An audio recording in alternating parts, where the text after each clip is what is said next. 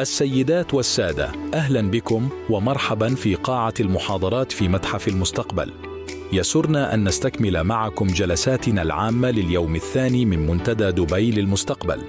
الآن مع جلسة حوارية بعنوان علم استشراف المستقبل في صناعة قرارات الشركات، يديرها دكتور إيرين مانيوم من جامعة أوكسفورد. Ladies and gentlemen, welcome back to the main sessions of the Dubai Future Forum. Starting now, a panel discussion titled Foresight in the Boardroom, moderated by Dr. Éireann Maniam from University of Oxford.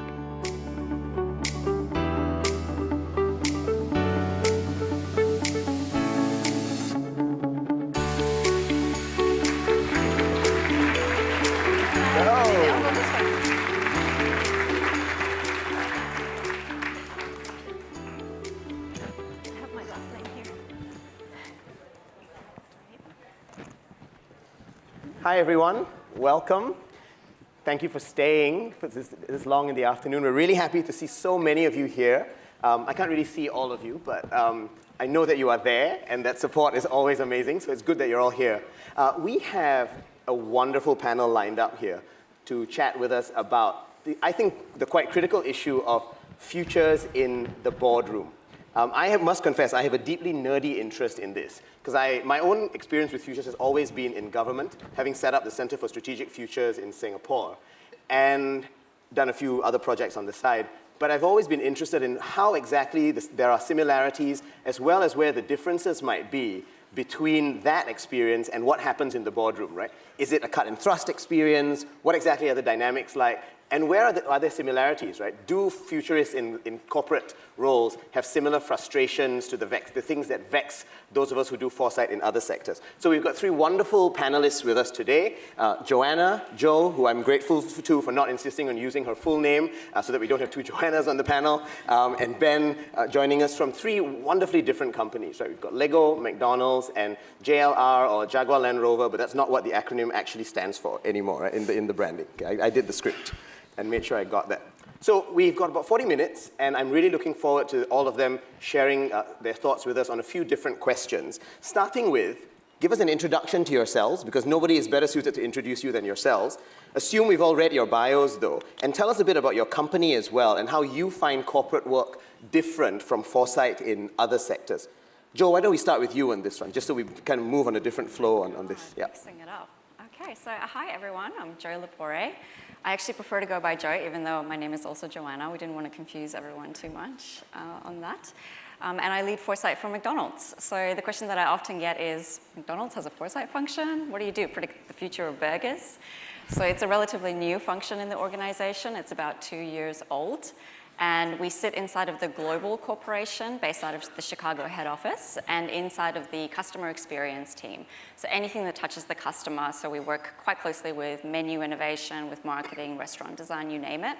But because we sit inside of the corporate space, we serve the entire global system as well. So over 119 countries, and we can get called in at any point at any function level to collaborate on future opportunities. While that might seem a little bit daunting, for me, I actually did something very similar before McDonald's. I started the Foresight team inside of Mars Wrigley, so confectionery. And before that, marketing. So I was telling Aaron, I basically stumbled into Foresight. I didn't realize that it was something that you could do full time and get paid for. How amazing is that, and what we all do. So I feel incredibly honored and lucky to do what I do.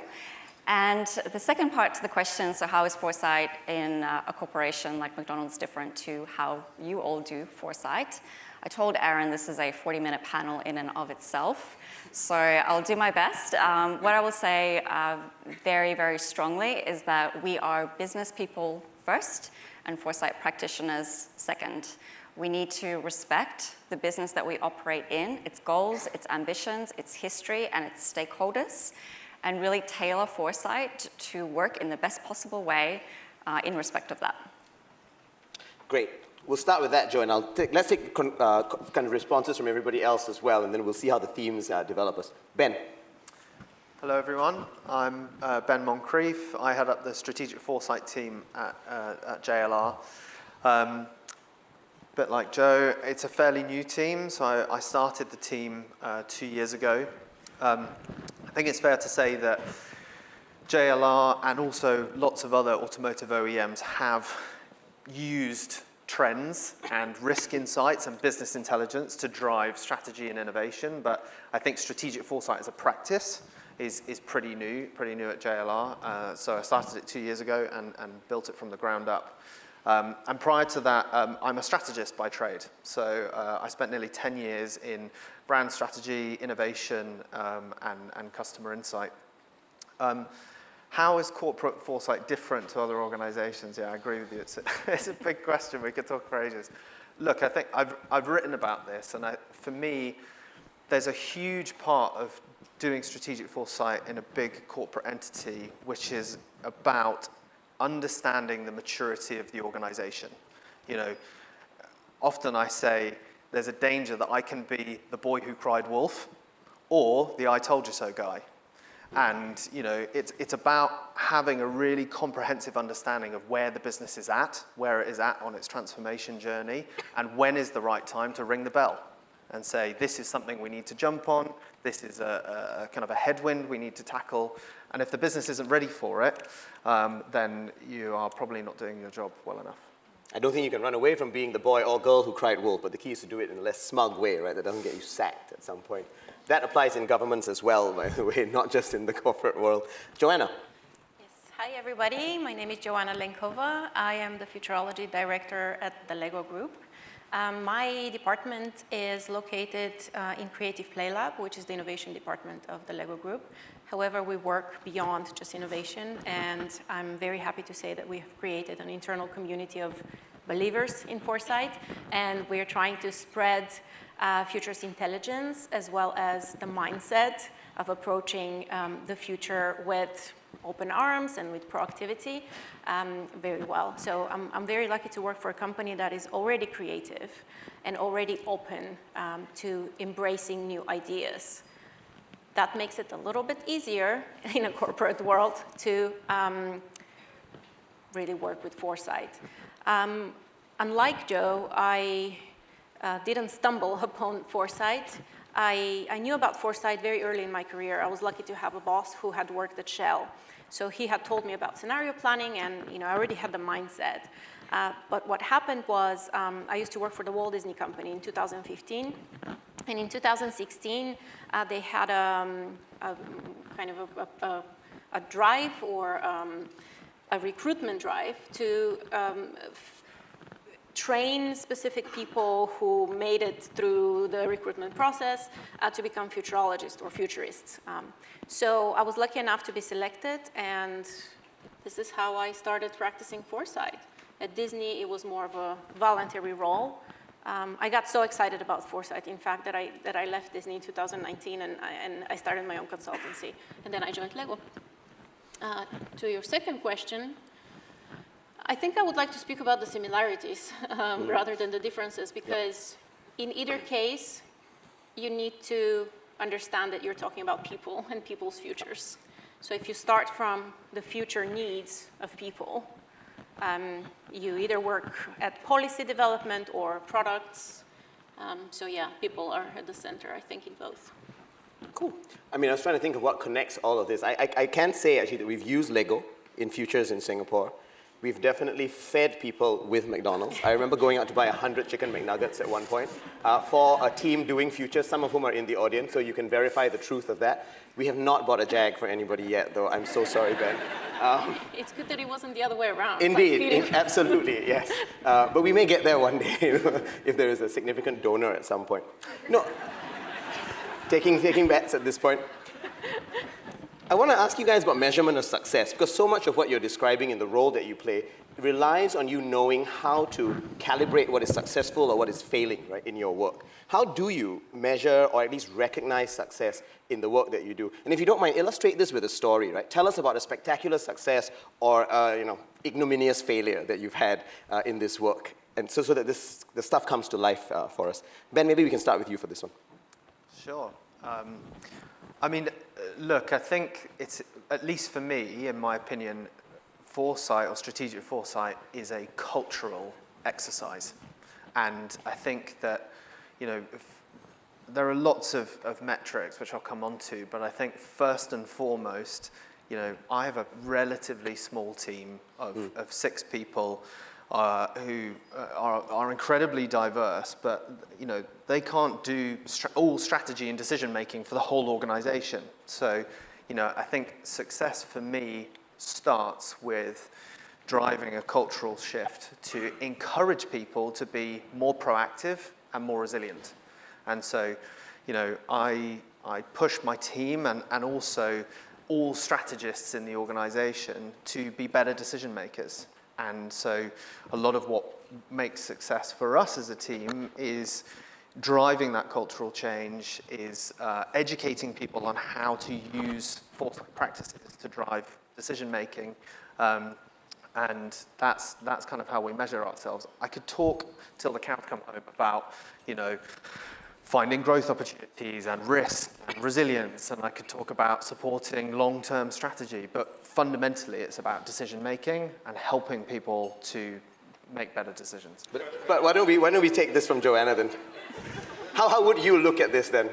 Well, I would like to take us to innovation and ambidexterity in innovation. So there are 2 ways that have to work simultaneously when we want to take a company forward, not just a company, any entity. So you have the ambidexterity, where you have exploiting resources and ideas that currently work for the benefit of revenue or whatever your measurement is.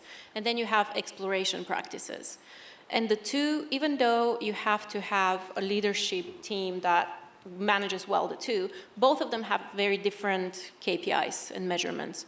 So for me, yes, it's a business. We work in a corporate world. It has to have a business result.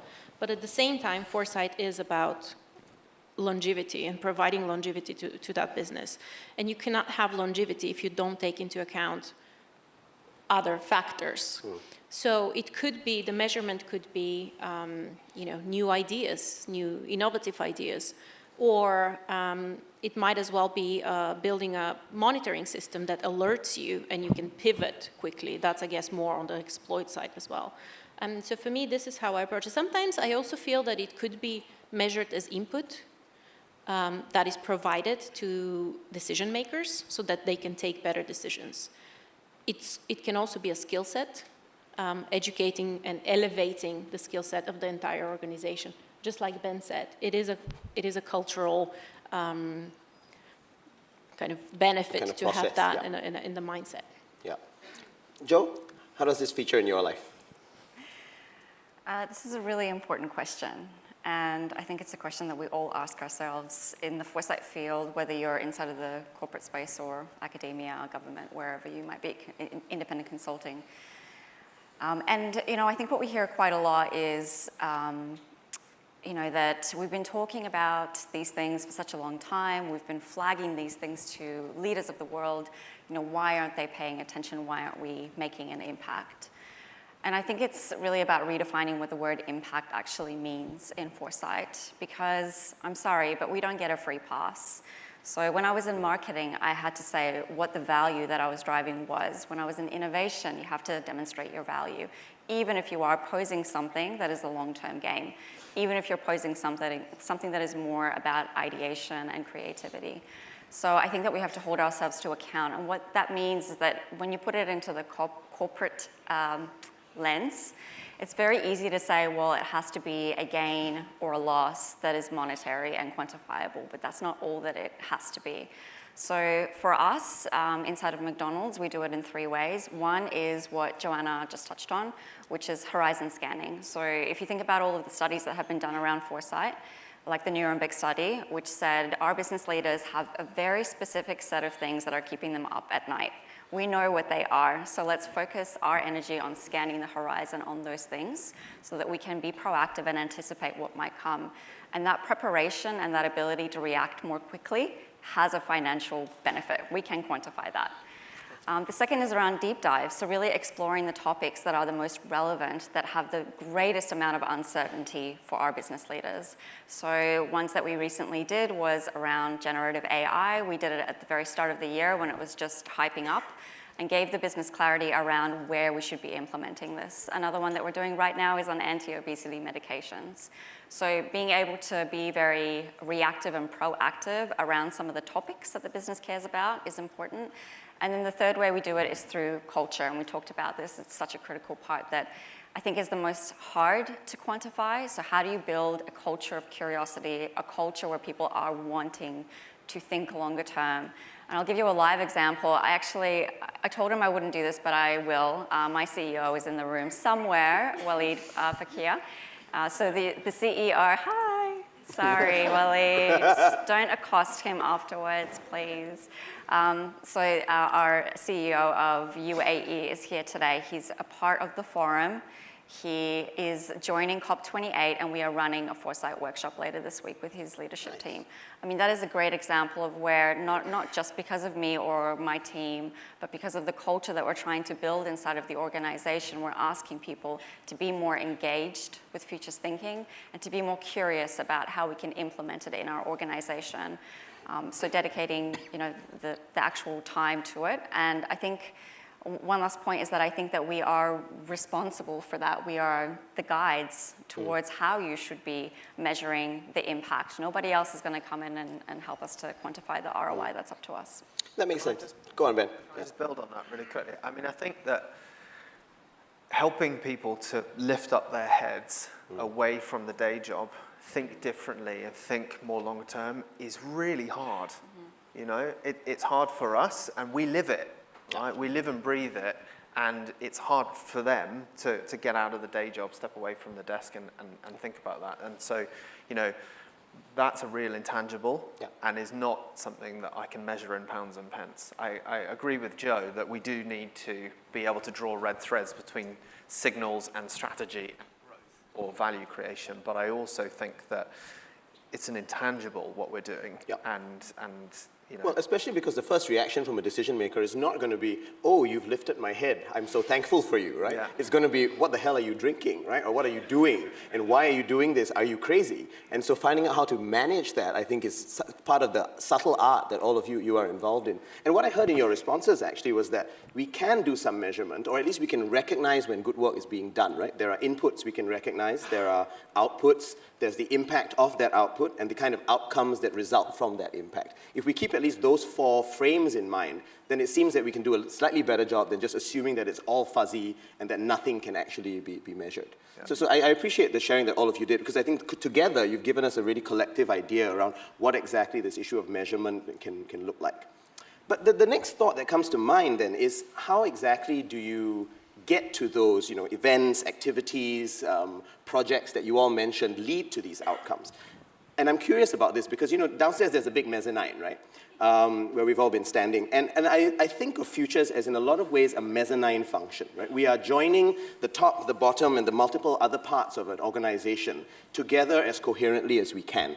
And in your case, I'm wondering, how much of your attention do you spend looking upwards, right, to the boardroom, to senior leadership? How much are you looking horizontally to engaging the rest of your company to build culture? And how much are you looking outside or even downwards so that you gather input from voices that may not have been well heard? Now, clearly the answer is all of the above, but I'm pushing you a little bit here to say, how do you apportion your energy around these very different roles, all of which are necessary for good foresight? Joanna, why don't we start with you with this one? Yeah, of course. Yeah. I think it really depends on where you are in the cycle.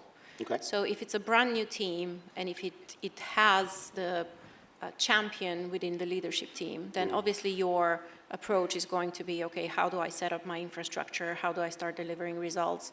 How do I create a community? How do I engage with people externally to get ideas?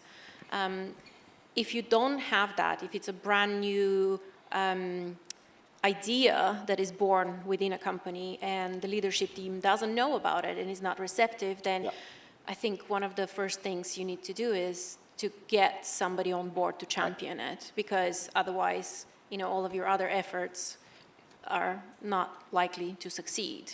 I also think it depends on what gives you energy. So in my case, my external network gives me a lot of energy. So this is something that I do anyway. I don't feel that this is an extra task that I have to approach. In particular, at the Lego Group, I've been there for almost 3 years now. I'm the first futurologist. However, there have been activities that have been done before. So the team has already won some of the hearts of the leadership team and the rest of the organization as well. So I'm not saying it's easy. I'm just saying my focus then has been on keeping this relationship, and the way you measure success as well is when they request your time, when they invite you to the table at the right decision times. When it becomes their idea even. Exactly. Right? Yeah. So when they request that. Currently, we have more demand than we can service. So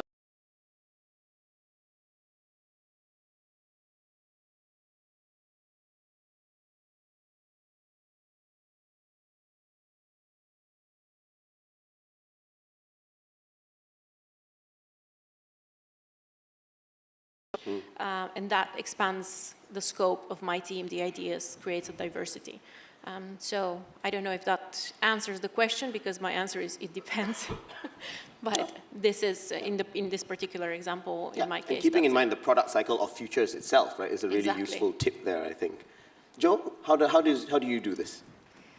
I mean, it's definitely obviously a balancing act, but one thing I will say is that you need access to your leadership team, and I'm saying as high up, as senior as you can go.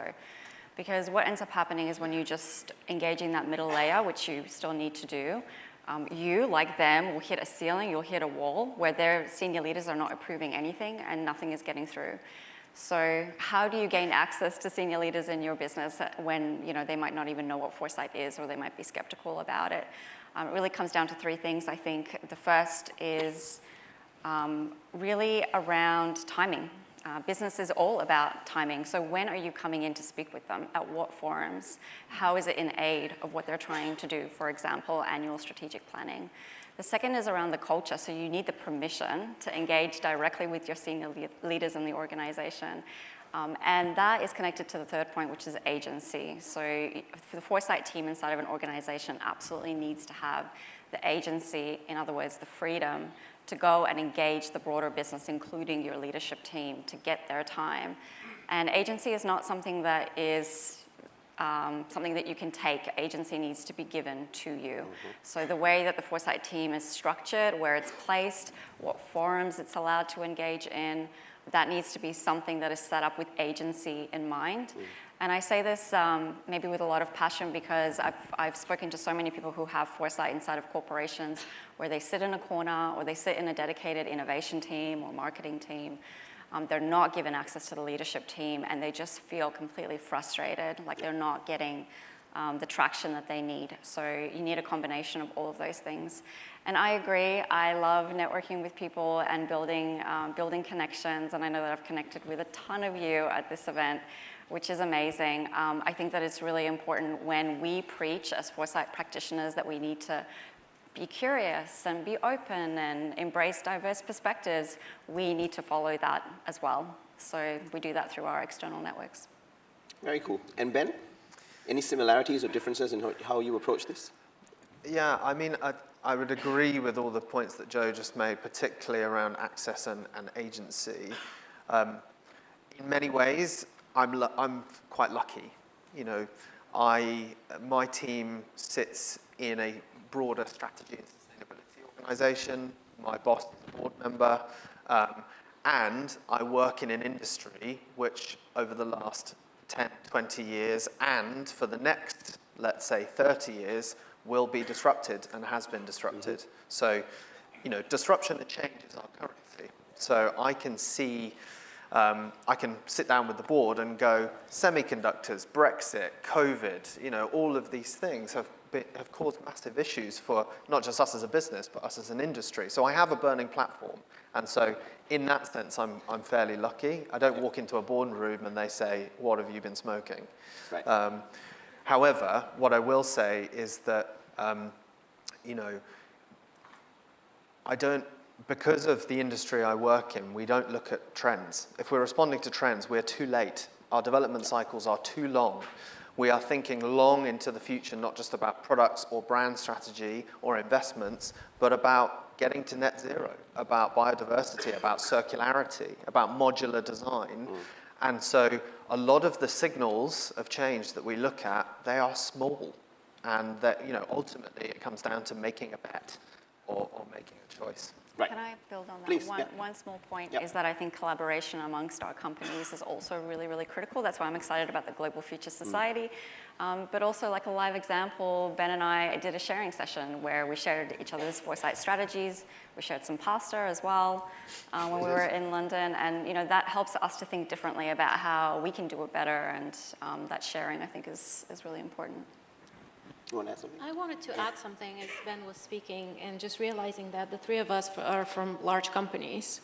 I think a lot of what we're saying is valid for all organizations. So the challenges that smaller and medium-sized organizations and companies will have are similar, as well as, I'm assuming, in governmental institutions. So just it occurred to me that we come from a similar kind of size organizations, but I think this is universal.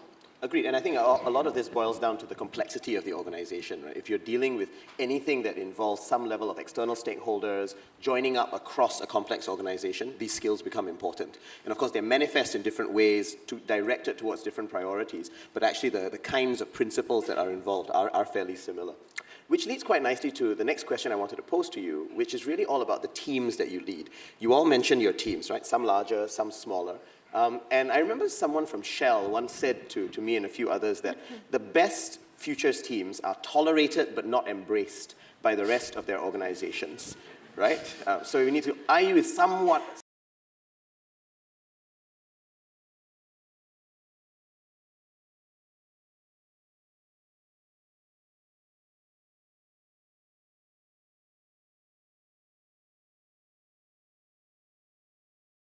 mild eccentricity and the ability to challenge so that they're not entirely embraced by your organizations. Anybody want to go on this? I can pick someone, but I can go. Go on, Ben. Yeah. So currently I've got a team of 6. I'm Yep. recruiting a couple more, but I think that my team is bigger than that, right? Because I'm influencing a much broader organization. We manage a cross-functional network of strategists who we are coaching and training to be strategic foresight practitioners in their own way. So that's the first thing I would say. However, in my direct team, what's important to me is diversity. And, I'm a strategist by trade. I'm a researcher, a project manager, a technology scout, an economist, a ex-politician. That for me is really important, those diverse perspectives. And then I have a sister team, which is run by effectively my business partner in the business, who is a designer and visualizer. And her team bring the futures that we create to life. So very diverse skill sets, and all of those ingredients are really, really, really important because we are influencing a much broader business. That we're not just a skunk works or a think tank creating things in our own right. We are talking to a much broader group of people. Yes, although you have skunk works and think tank functions amongst others, right? Yeah. Cool. Can I just say, I really hope my boss is listening, because you have a much larger team than I do. So please repeat the number of people you have before the time of the year passes. Yeah. And there's plenty of people you can hire here as well. Absolutely. In this audience, So my team is a lot smaller than that. It's a 2-women team. I'm based in the UK. My team member is based in Denmark. We have very different backgrounds. I come from the strategy and marketing worlds, and she comes from interactive design, which is the perfect combination for where we sit and what we deliver. Of course, we have the support of our boss and the entire network of people within different functions in the organization. But what I'd like to say is I would like to draw a parallel between how the team is set up at the Lego Group, as well as how it was set up at the Walt Disney Company, where I was trained to be a futurist.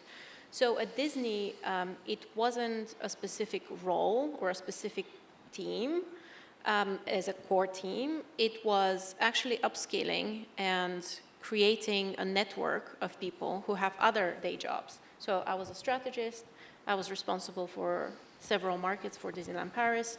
There were people who were trained to this skill set in many different areas, in more creative areas, in the finance team, And that worked really well because you could immediately see the impact on the entire organization. And I think it was about 500 people. And actually the people who trained the Walt Disney Company are here, Frank and Yvette, and they're the people, there's Yvette, they're the people that inspired me to be here, to get here.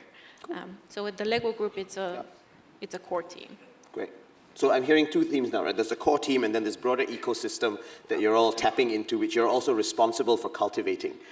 Joe, does that jive with your experience? Yeah, absolutely. But one thing I would say is, God, I hope that I'm not tolerated. I think that sounds really awful.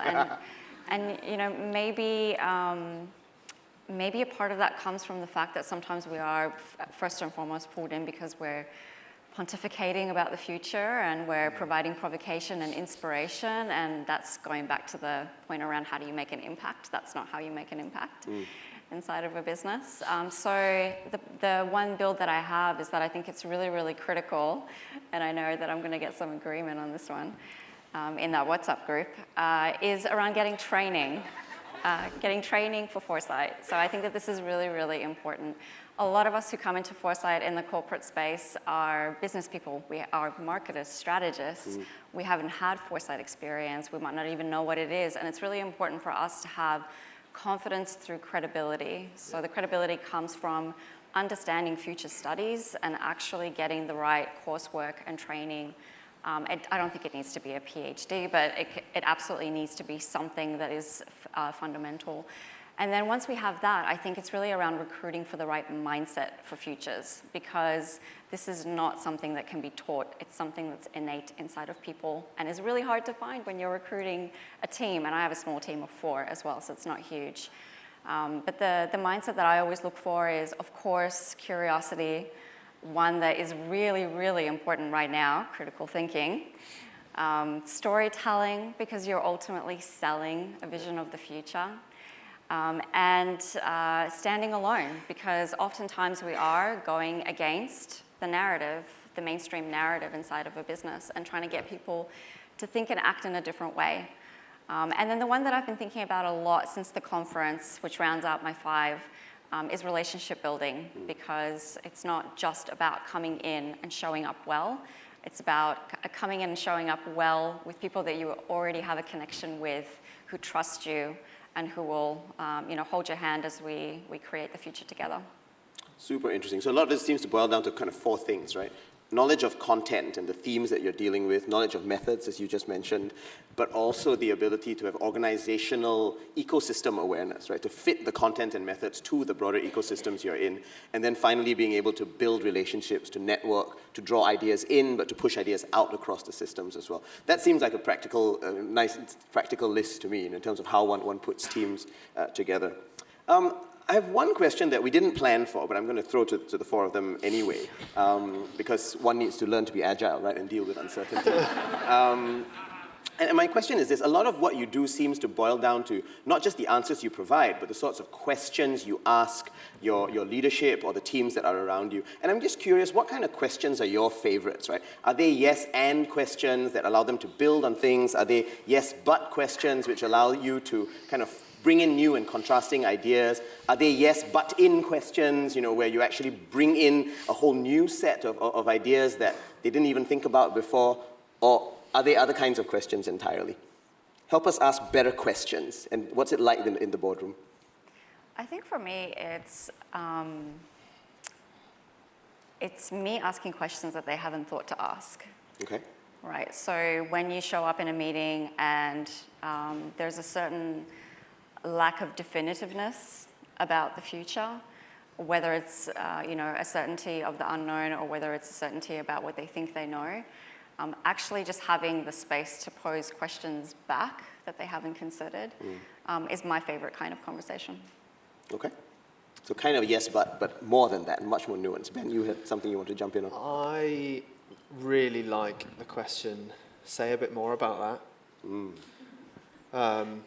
And that comes from my days when I was an ethnographer in customer insight. And, if you're interviewing a customer or you're in a focus group or in a big workshop, people are reluctant to give full or long answers. And you say a bit more about that. And then people are forced to kind of open up. And the kind of crucial aspect of that question is if they don't say anything, don't then ask another question. Silence is golden, because in silence, people will fill it. And I love asking that question to our board members. You know, you've made a decision. Say a bit more about that. Why have you done that? Tell me a bit more about the detail as to how that decision was made. Let's challenge conventional thinking and challenge why we actually made that decision. Because fundamentally, we're trying to improve decision making, right? So if people aren't that well thought through in how they've made the decision, then you know it's time for a change. So say a bit more about that. Nicely done. I mean, We have a great moderator. We've only got 4 minutes left, Aaron. no, we'll be fine. No, but honestly, what was something that came out, like particular insight when you used that question, right, that really has stuck with you? I'll give you a really tangible example. You know, 2 or 3 years ago, we made the decision to pivot our business and move out of premium and really focus on luxury as a category, modern luxury as a positioning for us as a business. And I think that whilst that decision was fundamentally made to, you know, around a kind of a product strategy, make less cars, higher margin, better quality, very different customer set. Right. But at the time, it's fair to say that there wasn't enough debate about really how do you win in luxury? Who's our competitive set? How are we going to reposition the brands? And so asking questions like, say a bit more about that around the decision to pivot the business was helpful to help me understand, okay, how do I need to help the business understand the future of luxury, the future of the category, the future of our customer base? Because all of that is amazing foresight to help us build on a strategy decision we've already made. Brilliant. Thank you, Ben. Joanna, you want to go? Yeah. I wanted to say that it's a great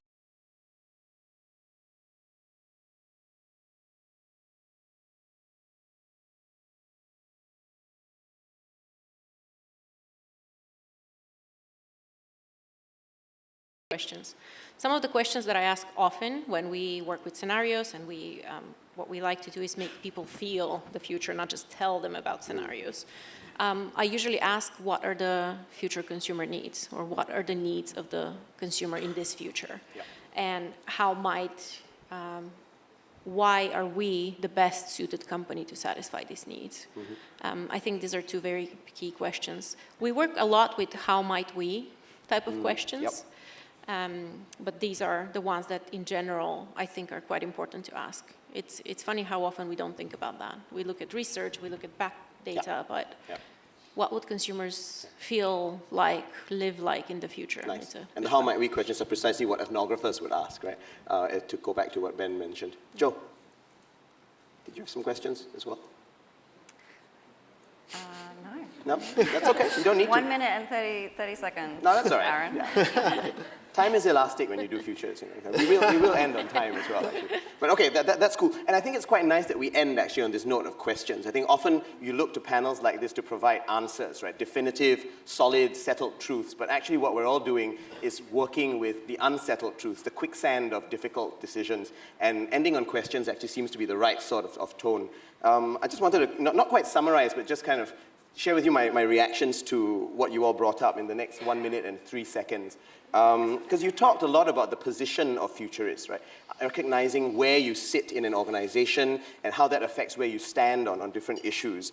We talked a lot about power and how you both harness that, but recognize that it legitimates your work and you need to actually back it up sometimes to do the work you want to do. We talked a lot about people, right? The skill set of your own teams, the people in your larger organization, and the external networks that you need to also harness to do this job well. We talked a lot about the practice of futuring, the craft that you have, the questions that you're asking, and finally recognizing your product as well as where you are on the product cycle in that whole process. So I won't say the other P word, but I thought those 5 Ps were a nice way to end here. You know, so thank you very much to all 3 of you. I think this has been wonderfully insightful. Thank you for the energy from the audience as well. Thank you, Aaron. Thank you.